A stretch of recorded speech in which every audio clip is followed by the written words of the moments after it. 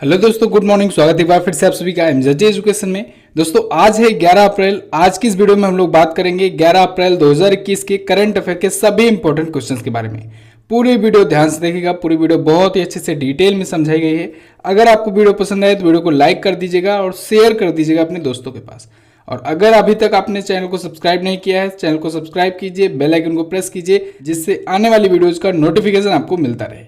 इस वीडियो की PDF file और क्विज मिल जाएगी हमारे एप्लीकेशन एमजेटी ऐप पर। तो एमजेटी ऐप अगर आपने नहीं इंस्टॉल किया है तो इंस्टॉल कर लीजिए। चलिए बात करते हैं लास्ट डे के क्वेश्चंस की। लास्ट डे का हमारा पहला क्वेश्चन था आपसे, आरबीआई की मौद्रिक नीति समेत मॉनेटरी पॉलिसी कमेटी में कितने सदस्य आरबीआई के होते हैं? तो दोस्तों टोटल 6 सदस्य होते हैं, जिनमें से 3 आरबीआई के होते हैं और 3 होते हैं केंद्र सरकार के। तो यहाँ पर 3 जो होगा वो करेक्ट ऑप्शन होगा। किस अनुच्छेद में भारत के मुख्य न्यायाधीश का वर्णन किया गया है? तो आर्टिकल 124 में किया गया है। चीफ जस्टिस ऑफ इंडिया के बारे में कहा गया है। ओके, अभी हाल ही में भारत के नए chief justice of India recommend किए गए थे दोस्तों, एनवी रमना।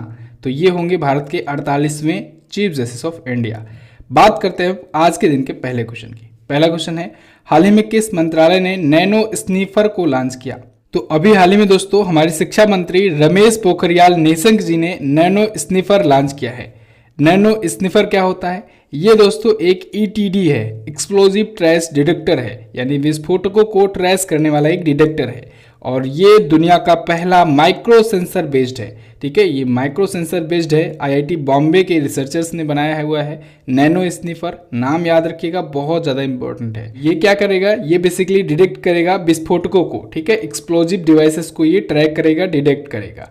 तो इससे जहाँ पर कोई अपराधी है, कोई आतंकवादी है, अगर कहीं पर बम वगैरह लगाया हुआ है तो इस डिटेक्टर के माध्यम से डिटेक्ट किया जा सकेगा। ठीक है, और उसे डिफ्यूज किया जा सकेगा। तो इस डिवाइस से अब जो बाहर से हम लोग मंगा रहे थे, ऐसा जो ईटीडी हम लोग बाहर से खरीद रहे थे, वो नहीं खरीदना पड़ेगा। ठीक है, तो महंगा महंगा खरीदना नहीं पड़ेगा। तो हमारे देश में ये बनाया गया मेड इन इंडिया के तरफ। दूसरा फायदा ये कि ये 10 सेकंड से कम समय में विस्फोटकों का पता लगा लेता है। साथ ही साथ में ये हर प्रकार के विस्फोटकों को पता लगाने में सक्षम है। तो नैनो स्नीफर याद रखिएगा आप लोग। ठीक है, चलिए अगला देखते हैं। भारत ने किस देश को गश्ती जहाज पीएस जोरोस्टर सौंपा? तो भारत ने अभी हाल ही में सेशल्स को सौंपा है पीएस जोरोस्टर। पीएस जोरोस्टर दोस्तों एक गश्ती जहाज है। अभी हाल ही में भारत के जो प्रधानमंत्री हैं नरेंद्र मोदी जी और सेशल के जो राष्ट्रपति हैं वेवेल राम कलावान, इन दोनों के बीच में एक वर्चुअल समिट हुई, सम्मेलन हुआ, तो वीडियो कॉन्फ्रेंसिंग के जरिए। तो उसमें ही भारत ने घोषणा की है कि भारत 100 करोड़ रुपए की लागत वाला पीएस जोरोस्टर देगा। किसे देगा? सेशल्स को। सेशल्स एक कंट्री है दोस्तों, अफ्रीकन कॉन्टिनेंट के पास में ही है। अभी उसको मैं आपको वर्ल्ड मैप में दिखाऊंगा। सबसे पहले पीएस जोरोस्टर के बारे में बात करें दोस्तों, तो ये चौथा गश्ती जहाज है जिसे भारत ने सेशल्स को दिया है। भारत 2005 के बाद से सेशल्स को 4 दे चुके हैं गश्ती जहाज। 2005 के बाद से कौन कौन से? पीएस टोपाज, पीएस कॉन्स्टेंस और पेट्रोल बोट हर्मेस। तो ये 3 हो गए और एक पीएस जोरोस्टर। तो ये 4 दे चुका है भारत सेशल्स को। क्लियर? इसको बनाया किसने है? बनाया है गार्डन रीच से बिल्डर्स एंड इंजीनियरिंग से। चलिए अब सेशल्स आया है, वर्ल्ड मैप में दिखाते हैं सेशल्स है कहाँ पर। तो देखिए दोस्तों, सबसे पहले ये है हमारा प्यारा भारत वर्ल्ड मैप में। यहाँ से नीचे आएंगे, बहुत ही छोटी सी कंट्री है, बहुत ही ज़्यादा छोटी कंट्री है। आपको बहुत ज़्यादा जूम करना पड़ेगा। इसको याद रखने के लिए आपको यहाँ से निशाना लगाना होगा, केन्या से इसी साइड में है। ठीक है, चलिए ठीक है, देखते हैं हम लोग। ये रहा, बहुत छोटा देश है, ये है सेशल्स। ठीक है, सेशल्स की राजधानी क्या होती है? यहाँ की राजधानी होती है विक्टोरिया। ये है यहाँ की कैपिटल विक्टोरिया। और राम कलावन यहाँ के हैं प्रेसिडेंट। यहाँ की करेंसी क्या होती है? यहाँ की करेंसी भी दोस्तों होती है रुपया। याद रखिएगा, यहाँ की करेंसी भी रुपया ही होती है। ओके, अगला क्वेश्चन है, 5 लाख करोड़ का वार्षिक AUM पार करने वाली पहली म्यूचुअल फंड कंपनी कौन बनी? तो वो बन गई है SBI mutual fund. 5 lakh crore का एनुअल AUM क्रॉस कर चुकी है SBI म्यूचुअल फंड। अब ये AUM क्या होता है? AUM का मतलब होता है एसेट अंडर मैनेजमेंट। अभी फाइनेंशियल ईयर 2020-21 के दौरान दोस्तों SBI का जो म्यूचुअल फंड है ये 35% ग्रो हुआ है। औसत AUM इसका था 3.73 लाख करोड़ रुपए। अब ये बढ़कर हो गया है 5.04 लाख करोड़ रुपए। ये AUM होता क्या है? एसेट अंडर मैनेजमेंट होता क्या है? एसेट अंडर मैनेजमेंट का मतलब ये हुआ दोस्तों इतना एसेट जो इस म्यूचुअल फंड के अंदर में मैनेज किया जा रहा है। समझिए ध्यान से, यानी इस म्यूचुअल फंड के अंतर्गत कितना पैसा लगा हुआ है जो इस म्यूचुअल फंड के जो मैनेजिंग जो अधिकारी हैं वो मैनेज कर रहे हैं। मैंने आपको म्यूचुअल फंड के बारे में एक बार बताया था, फिर से बता दे रहा हूँ। देखिए दोस्तों, म्यूचुअल फंड होता क्या है कि आपका जो पैसा होता है, आपका या बहुत सारे लोगों का, ऐसे करोड़ों लाखों लोगों का पैसा होता है, ये म्यूचुअल फंड मैनेजर के द्वारा मैनेज किया जाता है। अब ये म्यूचुअल फंड मैनेजर क्या करते हैं, ये लोग इन सभी पैसों को जो आप लोग लगाते हैं, ठीक है, सभी लोग म्यूचुअल फंड में जो इन्वेस्ट करते हैं, ये म्यूचुअल फंड मैनेजर के द्वारा जब मैनेज किया जाएगा तो कैसे मैनेज किया जाएगा, ये लोग क्या करते हैं, ये लोग कई कंपनियों में पैसा लगाते हैं, शेयर खरीदते हैं, ठीक है, और उनको शेयर इनको, क्योंकि ये बहुत ज़्यादा एक्सपीरियंस्ड होते हैं, 30 साल 35 साल 20 साल ये सीए रह चुके होते हैं और बहुत ही अच्छे से मैनेज करते हैं, तो ये इन कई कंपनियों में शेयर में पैसा लगाते हैं जिनसे ये प्रॉफिट कमाते हैं। फिर ये वही रिटर्न में, अब इनको 18% 20% या जो भी कमाई होगी शेयर मार्केट से, उसके बदले में ये 13% 14% 8% 9% जिस हिसाब से उस टाइम पर चल रहा होता है रेट, उस हिसाब से ये रिटर्न देते हैं। तो ये होता है मैनेजमेंट का काम। यानी आप लोग मार्केट में, शेयर मार्केट में पैसा तो लगा रहे हो म्यूचुअल फंड के थ्रू, लेकिन डायरेक्टली नहीं लगा रहे हो, ठीक है, किसके थ्रू लगा रहे हो, फंड मैनेजर के तरफ। अब ये फंड मैनेजर कौन रखता है, ये बड़ी बड़ी कंपनियां रहती हैं, जैसे एसबीआई हुआ, स्टेट बैंक ऑफ इंडिया, इसने अपना म्यूचुअल फंड शुरू कर दिया तो इसने अपना एक फंड मैनेजर रख दिया जो इसके हाईएस्ट एक्सपीरियंस्ड होगा, ठीक है, मैनेजर, उसको यहाँ पर रख दिया तो ये मैनेज करेगा, ठीक है। तो यानी एसबीआई हुआ, कोई भी बैंकें हुई, अब तो बड़ी बड़ी जो कंपनियां हैं वो भी अपना म्यूचुअल फंड शुरू कर दी हैं और वो भी अपना म्यूचुअल फंड मैनेजर रखती हैं, ठीक है। यानी कोई अगर आपसे आम भाषा में पूछे म्यूचुअल फंड है क्या, तो उसको समझाना हो, डायरेक्ट बताइए कि म्यूचुअल फंड भी शेयर मार्केट की तरह ही है, बस अंतर ये है कि वहाँ पर कोई जो एक्सपीरियंस्ड खिलाड़ी होता है वो मैनेज करता है, हम लोग की टेंशन नहीं होती है। क्लियर। चलिए, एसबीआई ने म्यूचुअल फंड की अपनी स्थापना कब की, 7 फरवरी 1992 में। एसबीआई की स्थापना कब हुई थी, 1 जुलाई 1955 को हुई थी, जब इंपीरियल बैंक का नाम बदल करके एसबीआई कर दिया गया था। एसबीआई दोस्तों यानी state bank of India Bharat की सबसे बड़ी सरकारी कंपनी है, largest public sector bank of India. SBI का हेडक्वार्टर है मुंबई में और इसके अध्यक्ष हैं दोस्तों दिनेश कुमार खारा जी। नेक्स्ट बात करते हैं, अगला क्वेश्चन है हमारा, हाल ही में भारत और किस देश के बीच ऑनलाइन क्रिकेट टूर्नामेंट आयोजित हुआ। तो अभी हाल ही में इंडिया और अमेरिका के बीच में ऑनलाइन क्रिकेट टूर्नामेंट आयोजित हुआ और ताजुब की बात यह है कि अमेरिका ने इंडिया को हरा भी दिया 13 रनों से। तो ये ऑनलाइन क्रिकेट टूर्नामेंट था, ऑनलाइन यानी कोई फिजिकल नहीं था, वर्चुअल ही था, ठीक है। एक क्रिकेट गेमिंग प्लेटफॉर्म है रियल क्रिकेट 20, इसमें ये खेला गया था, ठीक है। हालांकि ये क्वेश्चन बहुत ज़्यादा खास है नहीं। 8 अप्रैल 2021 को लाइव स्ट्रीम कराया गया था इंडिया और अमेरिका के बीच में, अमेरिका ने इंडिया को हरा दिया, ठीक है। 16 खिलाड़ी इसमें शामिल हुआ करते थे। अब देखिए दोस्तों, अभी शुरू हो चुका है आईपीएल, वीवो आईपीएल 2021, इस पर मैंने आपको वीडियो अभी हाल ही में दी हुई है, आप उस वीडियो को देखिए, उससे आपको ये पता लग जाएगा कि आईपीएल का इतिहास क्या रहा है, इस आईपीएल में क्या खास होने वाला है, कितने कौन कौन से खिलाड़ी कितने में खरीदे गए हैं, कितने महंगे दामों में कौन खरीदा गया है, ठीक है। बहुत सारे क्वेश्चंस जो बन सकते हैं इस आईपीएल से, उसको उसमें कवर किया गया है। आईपीएल से क्वेश्चन बनते ही बनते हैं, आप कोई सब एग्जाम चाहे दे रहे हो, तो आप लोग उस वीडियो को जरूर देखिएगा।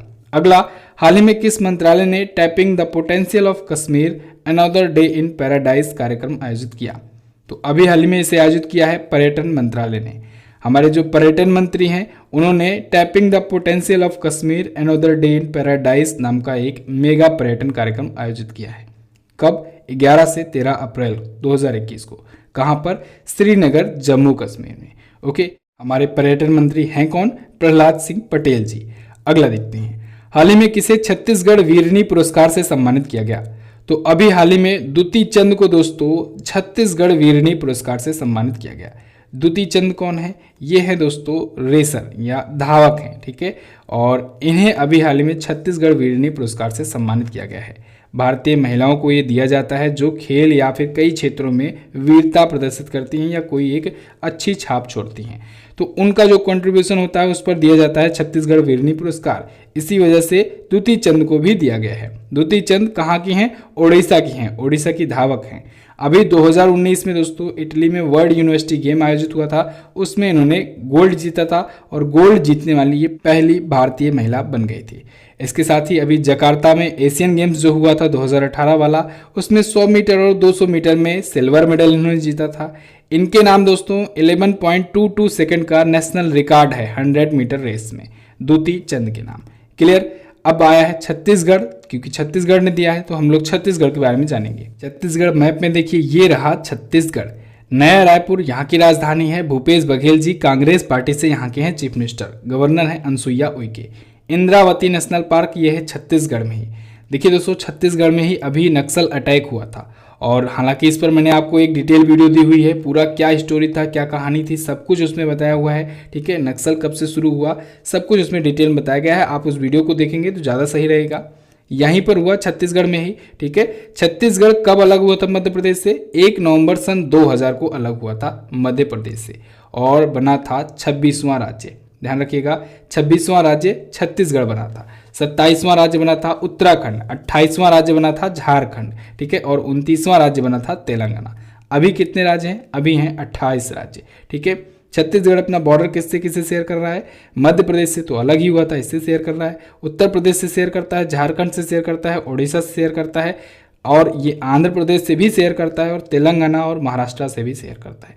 यानी 1 2 3 4 5 6 और 7 राज्यों से अपना बॉर्डर शेयर करता है छत्तीसगढ़। छत्तीसगढ़ हाईकोर्ट के बारे में बात करें, छत्तीसगढ़ हाईकोर्ट के चीफ जस्टिस दोस्तों PR रामचंद्रन मेनन जी हैं। ओके, अगला देखते हैं। अगला क्वेश्चन है, हाल ही में वर्ल्ड बैंक IMF विकास समिति की बैठक में भारत के किस मंत्री ने भाग लिया?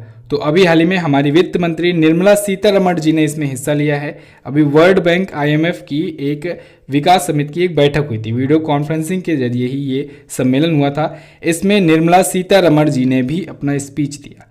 ये 103वीं बैठक थी। इसमें दोस्तों विकासशील देशों को सस्ती दरों पर कैसे टीके दिए गए, कितना दिया गया और आगे क्या क्या दिया जाना चाहिए, उसमें वर्ल्ड बैंक की क्या भूमिका होगी, इंडिया की क्या भूमिका होगी, इन सब मुद्दों पर चर्चा हुई। ठीक है, अब वर्ल्ड बैंक आया है, वर्ल्ड बैंक के बारे में पहले बात करते हैं, फिर बात करेंगे IMF की।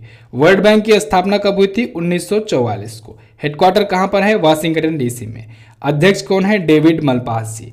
IMF के बारे में बात करें, इंटरनेशनल मॉनेटरी फंड की, अंतर्राष्ट्रीय मुद्रा कोष की, इसकी कब स्थापना हुई? इसकी स्थापना दोस्तों हुई 1945 को। इसका भी हेडक्वार्टर है वाशिंगटन DC में। इसकी जो मैनेजिंग डायरेक्टर हैं वो हैं क्रिस्टलिना जॉर्जिवा और इसकी चीफ इकोनॉमिस्ट हैं गीता गोपीनाथ IMF की। क्लियर। अगला देखते हैं, हाल ही में होम्योपैथी दिवस कब मनाया गया? तो अभी हाल ही में होम्योपैथी दिवस दोस्तों मनाया गया 10 अप्रैल को। प्रत्येक वर्ष 10 अप्रैल को मनाया जाता है होम्योपैथी डे। क्यों मनाया जाता है?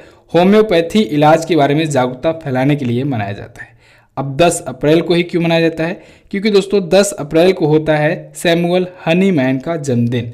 इन्होंने ही होम्योपैथी की शुरुआत की थी। होम्योपैथी के जनक कहे जाते हैं doctor Christian Friedrich Samuel Hahnemann. Okay, तो इनका इस बार 266वां जन्मदिन मनाया जा रहा है और इस अवसर पर होम्योपैथी दिवस भी मनाया जा रहा है। इस बार के होम्योपैथी डे की थीम अगर बात करें तो homeopathy road map for integrative medicine, ये है इस बार की होम्योपैथी दिवस की थीम। अब आया है अप्रैल मंथ का इंपॉर्टेंट डे, तो हम लोग रिवीजन करते हैं। 1 अप्रैल को दोस्तों उत्कल दिवस या ओडिशा स्थापना दिवस मनाया गया और 1 अप्रैल को ही RBI स्थापना दिवस भी मनाया गया। 2 अप्रैल को वर्ल्ड आर्टिस्ट अवेयरनेस डे मनाया गया। 4 अप्रैल को मनाया गया अंतर्राष्ट्रीय खाद्यान्न जागरूकता दिवस, इंटरनेशनल माइन अवेयरनेस डे। 5 अप्रैल को दोस्तों मनाया गया समुद्री दिवस, राष्ट्रीय समुद्री दिवस, ये भी इंपॉर्टेंट डे है, 5 अप्रैल वाला भी आपको याद रखना है। इसके बाद 6 अप्रैल को मनाया गया शांति और विकास के लिए खेल दिवस और 7 अप्रैल को मोस्ट इंपॉर्टेंट डे विश्व स्वास्थ्य दिवस 7 अप्रैल को मनाया जाता है। और इसके बाद 9 अप्रैल को अभी CRPF ने अपना 56वां शौर्य दिवस मनाया, ये आपको याद रखना है। और 10 अप्रैल को विश्व होम्योपैथी दिवस। क्लियर। अगला देखते हैं। अगला है, हाल ही में किसे अमेरिकी पुरुष हॉकी टीम का कोच नियुक्त किया गया? तो अभी हाल ही में अमेरिकी पुरुष हॉकी टीम का कोच नियुक्त किया गया है हरेंद्र सिंह को। ये क्वेश्चन इंपॉर्टेंट क्यों है? क्योंकि दोस्तों हरेंद्र सिंह अभी भारत के पुरुष हॉकी टीम के कोच रहे थे, तो अब इनको अमेरिका में अमेरिकी पुरुष हॉकी टीम का कोच बना दिया गया है, तो इस वजह से ये हो जाता है इंपॉर्टेंट। ये अमेरिका में अमेरिकी पुरुष हॉकी टीम के कोच बनाए गए हैं। इन्हें 2012 में द्रोणाचार्य पुरस्कार भी मिल चुका है। 2017-18 में भारत की ये पुरुष और वरिष्ठ जो पुरुष हॉकी टीम है उसके कोच रह चुके हैं। ठीक है, अभी वर्तमान में कौन है टीम इंडिया के हॉकी कोच? वो हैं ग्राहम रीड। कौन है? Graham read. अच्छा दोस्तों, हॉकी जो है, हॉकी में इंडिया गोल्ड मेडल 7 बार जीता है ओलंपिक में। सबसे ज़्यादा बार ओलंपिक में गोल्ड जीतने का रिकॉर्ड है इंडिया की टीम के पास, इंडियन हॉकी टीम के पास 7 बार। ओलंपिक में भारत का क्या क्या प्रदर्शन रहा है अभी तक, कितने मेडल्स आए हैं, इस पर भी आपको वीडियो दी गई है। देखिए दोस्तों, जो जो टॉपिक बाय टॉपिक आता जाता है उसको मैं बताता जाता हूँ कि किस पर वीडियो बन चुकी है। अगर आप इंटरेस्टेड हुआ करें तो आप उसको सर्च करके देख लिया करें। भारत हॉकी में 7 बार गोल्ड जीत चुका है। हॉकी विश्व कप ओडिशा में होने वाला है 2023 का। इससे पहले वाला जो था 2018 वाला, उसको भी इंडिया ने ही होस्ट किया था। ठीक है, इंडिया में कहाँ पर होगा? ओडिशा में होगा। इसके लिए खास तौर पर स्टेडियम भी बनाया जा रहा है, Birsa Munda international hockey stadium, जो कि होगा इंडिया का सबसे बड़ा हॉकी स्टेडियम। राउरकेला में अभी ये बन रहा है। क्लियर। अगला, हाल ही में महारानी एलिजाबेथ द्वितीय के पति का निधन हो गया। इनका क्या नाम था? इनका नाम था दोस्तों प्रिंस फिलिप। प्रिंस फिलिप जो है दोस्तों, ये 99 ईयर के हो चुके थे। अभी 3 महीने बाद ही इनका 100वां जन्मदिन होने वाला था जून में, और 100वें जन्मदिन से पहले, शतक लगाने से पहले चल बसे 99 वर्ष के उम्र में। 2017 में ये रिटायर हो गए थे। अपने जो भी सार्वजनिक कर्तव्य होते हैं इनके, 96 साल की उम्र में ये वहाँ से रिटायरमेंट ले लिए थे। प्रिंस फिलिप ब्रिटिश इतिहास में सबसे लंबे समय तक सेवारत शाही सहचारी थे। महारानी एलिजाबेथ द्वितीय, ये हैं ब्रिटेन की महारानी। क्लियर। तो बस दोस्तों, ये तो थे हमारे आज के दिन के टॉप 10 करंट अफेयर के क्वेश्चंस। आई होप आपको वीडियो पसंद आई होगी। लाइक शेयर आप लोग कर दोगे। दोस्तों, आपको एक बहुत ही खास जानकारी देना चाहता हूं। आप लोग के लिए एसएससी जीडी कांस्टेबल का वीडियो कोर्स आ रहा है। जो लोग एसएससी जीडी में जाने का सपना देख रहे हैं, जो लोग CRPF, CISF, SSB, BSF, ITBP, Assam rifles आदि में जो दोस्तों शामिल होने का सपना देख रहे हैं, उनका सपना अब सच होगा, बिल्कुल सच होगा। अभी आपने एक नोटिस पढ़ा होगा, नोटिफिकेशन आया हुआ है कि अब एसएससी जो है जीडी का कांस्टेबल जो भर्ती की जो वैकेंसी आने वाली थी वो मई मंथ में रिलीज करेगा, मई मंथ के फर्स्ट वीक में। यानी अब आपके पास भरपूर समय मिल चुका हुआ है। तो इसलिए दोस्तों, आपके सिलेक्शन को कंफर्म करने के लिए हम लोग ला रहे हैं एसएससी जीडी का कांस्टेबल का course, video course.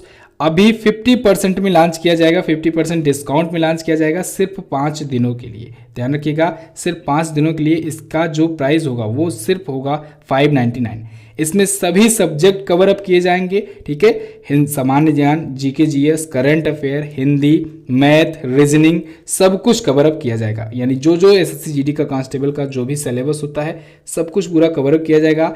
Practice set भी सॉल्व कराया जाएगा। और हाँ, एक और ख़ास बात होगी हमारे वीडियो कोर्स में कि दोस्तों, जब तक आपका एग्ज़ाम नहीं हो जाता, बीच बीच में आपका टेस्ट भी कोर्स खत्म होने के बाद लिया जाता रहेगा। यानी आप लोग अभी मेंबरशिप लोगे, अभी इसका वीडियो कोर्स परचेज करोगे, तो जब तक आपका एग्ज़ाम नहीं हो जाता, मान लीजिए आगे चल कर के डिले भी होता है, तो तब तक आपका बीच बीच में टेस्ट लिया जाता रहेगा। यानी आप लोग जुड़ रहे हो सिर्फ एक बार, आप एग्ज़ाम तक इससे जुड़े रहोगे। ठीक है, वैसे तो ये 5 महीनों में कोर्स कंप्लीट करा दिया जाएगा, पूरा कंप्लीट कोर्स होगा। आप लोग डेमो देख सकते हो, अभी आप इनरोल कर सकते हो इसके लिए। कल से ये वीडियो कोर्स स्टार्ट हो जाएगा दोस्तों, कल यानी कि 12 अप्रैल से ये वीडियो कोर्स लॉन्च कर दिया जाएगा। लेकिन आप लोग अभी से ही इनरोल कर सकते हो। याद रहे, 5 दिनों के लिए अभी खास डिस्काउंट दिया जा रहा है, इसके बाद प्राइस बढ़ जाएगा। सिर्फ 5 दिनों के लिए जो प्री लॉन्च ऑफर होगा। ठीक है, चलिए बात करते हैं क्वेश्चन ऑफ द डे की। पहला क्वेश्चन है, कहाँ के हिमालयी गुलाबी नमक को जीआई टैग दिया गया है? बहुत ही आसान क्वेश्चन है, कई बार रिवीजन कराया जा चुका है।